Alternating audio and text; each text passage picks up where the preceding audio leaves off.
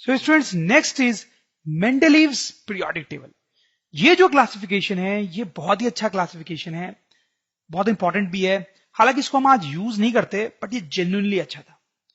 और ये एक साइंटिस्ट द्वारा दिया गया था जिनका नाम है मेंडलीव। ये बहुत ही महान साइंटिस्ट थे, बहुत ही महान साइंटिस्ट थे। बेसिकली एक रशियन साइंटिस्ट थे जिनको नोबेल प्राइज मिला था 1906 में। ये इतने महान साइंटिस्ट थे कि इनके स्टैचूज बहुत जगह पे बने हुए हैं। देखो, ये इनका एक स्टैचू है, फोटो नहीं है, स्टैचू है। ये वो क्लासिफिकेशन है जो इन्होंने दिया था, वो बना हुआ है दीवार पे, और उनके नीचे उनके स्टैचू। वैसे यहां पर भी उनका फेस का स्ट्रक्चर बना हुआ है। तो आप समझ सकते हैं कितने महान रहे होंगे वो। इनफैक्ट ये इतने महान थे कि इनके नाम पर एक एलिमेंट भी है। कौन सा एलिमेंट है? मेंडेलेवियम। इसका सिंबल है MD। आप देख सकते हैं ये जो एलिमेंट है, इसका जो नाम दिख रहा है आपको, वो मेंडेलीव के नाम से मैच कर रहा है। तो मेंडेलीव इतने महान थे कि उनको श्रद्धांजलि अर्पित करने के लिए एक एलिमेंट का नाम उनके नाम पे रख दिया गया। तो आप समझते हैं, he was a great scientist.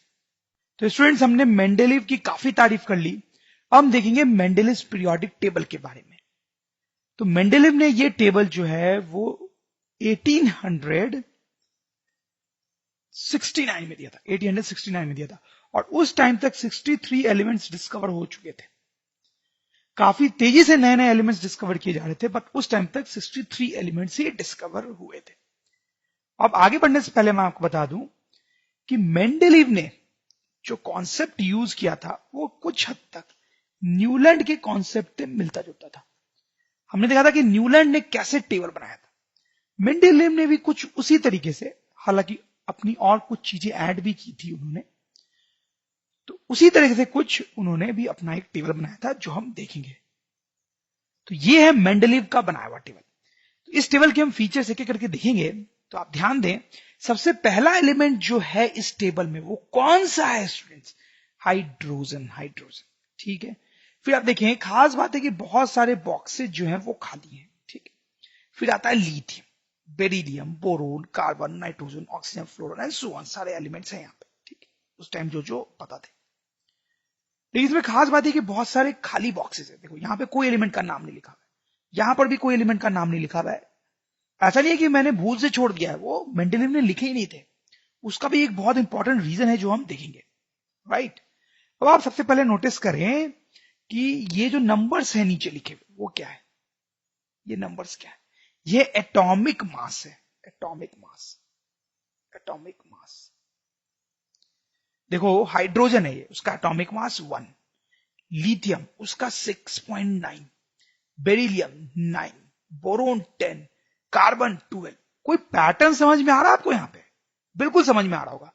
Lithium का atomic mass minimum, sorry hydrogen का मिनिमम। ठीक, फिर तो कुछ है नहीं बहुत दूर तक। फिर नेक्स्ट आता है लिथियम, उसका जो एटॉमिक मास है वो हाइड्रोजन से ज्यादा है।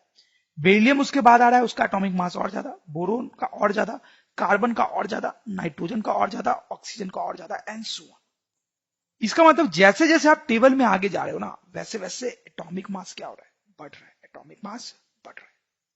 जैसे जैसे हम टेबल में आगे जा रहे हैं वैसे वैसे एटॉमिक मास बढ़ रहा है। तो इस तरीके से मेंडेलीव ने अरेंजमेंट किया था ताकि एलिमेंट्स का, ताकि जब हम आगे जाएं तो एटॉमिक मास बढ़ता हुआ मिले, वैसा ही जैसा कि न्यूलैंड ने किया था। तो इस बात को हम नोट डाउन कर लेते हैं students. Mendeleev arranged elements in increasing order of their atomic mass. सही बात है। अब आप देखें, ये जो खाली बॉक्सेस हैं, खाली बॉक्सेस, उनका क्या लॉजिक था ये देखते हैं। तो मेंडेलीव ये चाहते थे कि एक ग्रुप में, ठीक है,